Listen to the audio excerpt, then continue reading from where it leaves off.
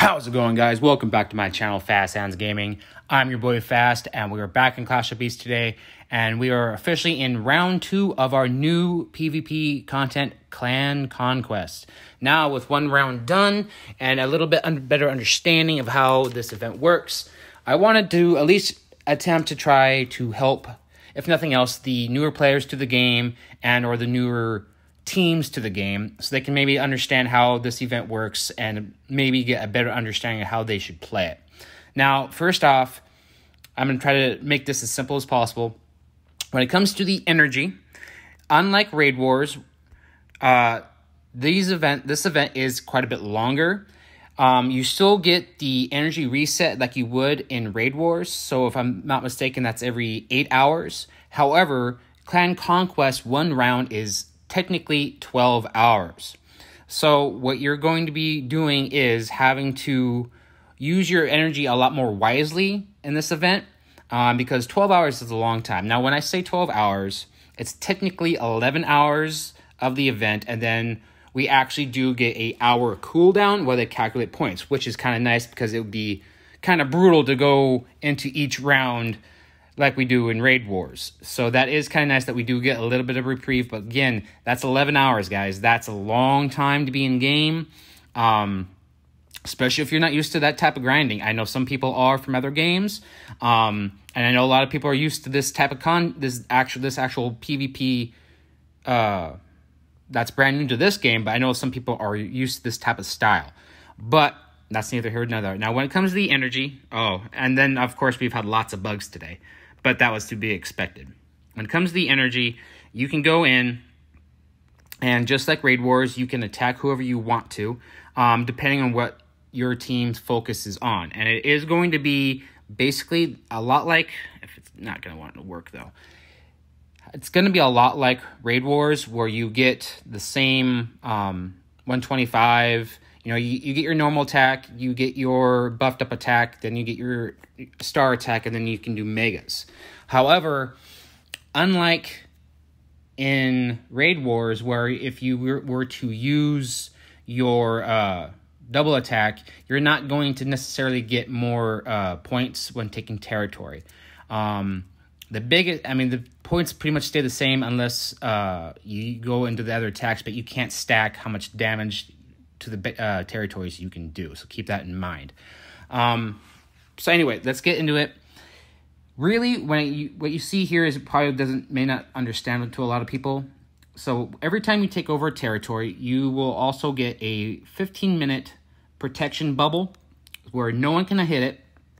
And during those 15 minutes, if you actually look on these, every minute that you have a territory, you're going to be getting a certain amount of conquest points. As you see here, it's going to be, this one's giving me, and my team, 82, and then this one over here is giving me 14.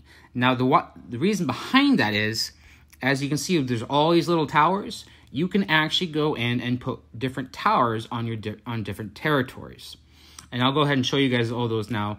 So first off, how do you build the towers? Well, that is going to be off of the Etherite that you get from doing quests in your guild, basically the portals. That's how you get those. Now, obviously, any established team that's been in the game for a long time, has been doing lots of portals, is going to have a lot more than, say, a team that started today. And that's just how it's going to be. However, they don't cost a whole lot to build these towers, but they do pull from that resources. So keep that in mind. And different towers do cost different things. So first off, we have the Stronghold. It increases the amount of conquest points earned over time by the sector. Now, obviously, this is going to be the main tower most teams are building, so you can gain and get as many points as you can. Now, I know I'm going to sidetrack this for a minute. The point of this event is to hold and gain as much territory as long as possible. So that means if you were to, say, push the last 2 hours and then, because you think you're going to get a whole bunch of points, that's not how this event works. So get that out of your head right now. You need to be instantly getting territory the minute each round starts and holding it as long as possible. Otherwise, you're not going to establish enough points to really do anything. You can make a big push at the end, but if a team's had 10 territories for 7 hours, and then you push, you say they had 7, and you take 3, they're still going to be more ahead of you just by having the 5. So definitely keep that in mind. It's about getting territory and holding it as long as possible. So the stronghold is definitely going to be the one that most people are going to build. Now, next we have the watchtower. And as you can see here, because I already had the stronghold here, the watchtower is going to cost you 100 and increases the amount of territory needed for enemies to drive your clan from that sector. So now what that means is it'll increase the cost of the territory that they have to do. Now, each territory has a certain amount, and once that amount goes to 0, that territory, if it was claimed by someone, will become neutral. And that neutral territory is then open to anyone who wants to get it, and that neutral territory will also have a certain amount of HP you have to take off to get it. Then, whoever does it, same repeat process, they'll get it, they'll have that neutral bubble for a little while, and then you have to go back and steal that territory, get it to neutral territory, and then take it. So keep that in mind. It's not just you're going to get the territory and it's your territory. No, you have to beat the territory, and then you have to beat the neutral territory before you actually can claim it. So it definitely does take a lot of energy. However, the neutral territory, for especially you younger players, is really easy. It's like it gives you max points. It's like level 7.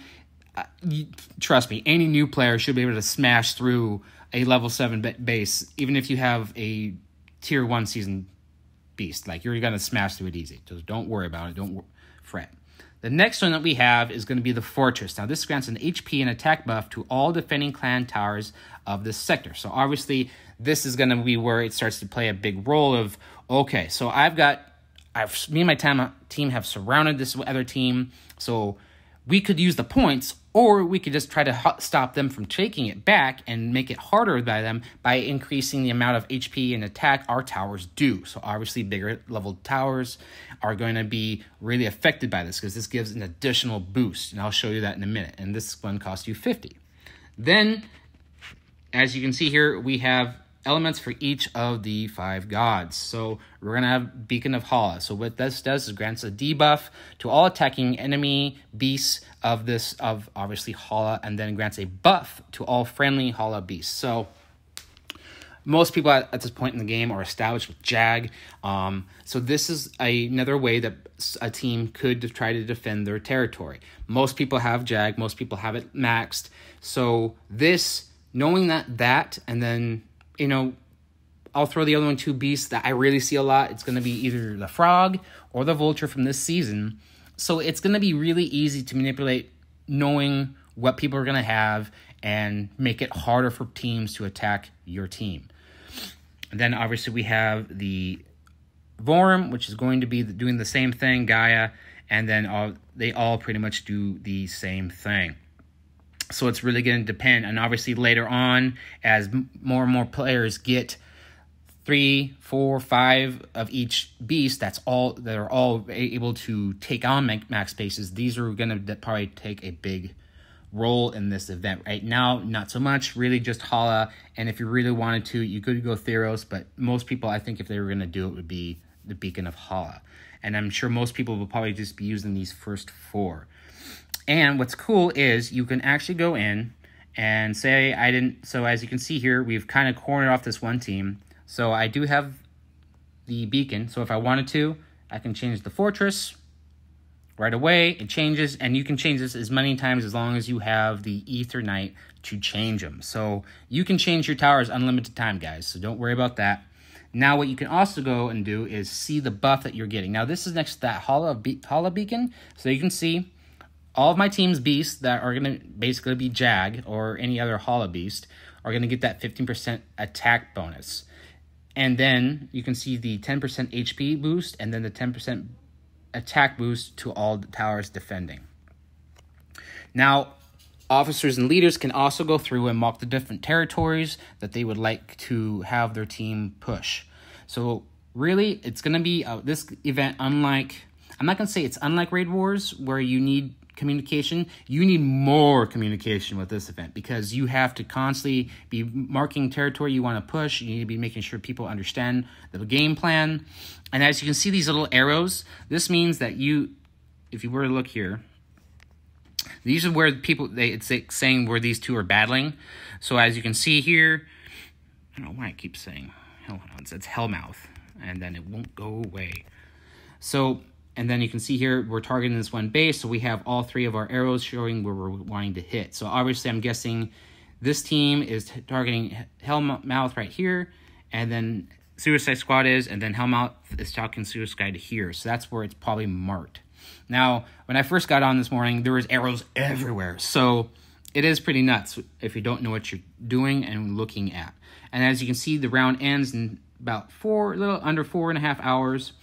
And then we will get that 1 hour reprieve, and then we will move on to the next round. So what's the strat here? What should you be trying to do? Now, obviously, like I said, you want to have as many towers increasing your points as possible. And it's going to come down to your leadership. Everyone's going to play it differently. But as you can see here, the minute you surround a territory that is an enemy base, especially if they're active, you really want to probably try to shut them down as much as possible, make it harder for them to get out of that area, because it's just going to make it easier for you guys to continue to keep points going.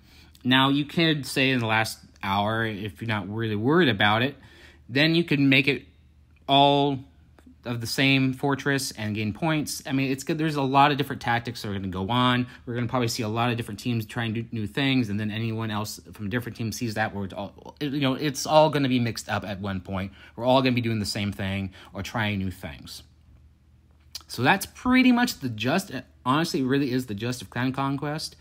Remember, it is 12-hour rounds, so that means 2 rounds a day. And the energy is going to be hard because, like I said, it resets just like Raid Wars. So that means every 8 hours. So you're not going to be really able to constantly push all 12 hours unless you are legit spending a lot of money.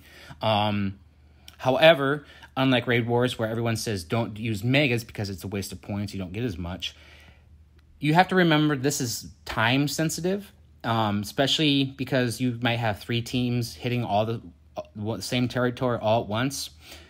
And I have seen how much the megas give you. You do a significant amount of damage to a territory. It's about 750 with a mega. So if you and your team, say your team's not super active, but you got a few people and they're willing to do megas, you can take a territory relatively quick. It is going to be costly. I'm not recommending it, but it's more recommended, in my opinion, this event than Raid Wars. Raid Wars, it doesn't really do anything. It hurts you way more. Otherwise, obviously, yes, you can do your auto attacks, and then don't forget to do your star attacks every 30, or else you're going to be losing points. So I hope this video kind of helped you guys, especially, like I said, you new players. If you have questions or concerns, always check the Discord. You can message me on YouTube or on Discord as well, or in-game. I'm always happy to help people. Anyway, I hope you all have a great night and a great weekend. Peace.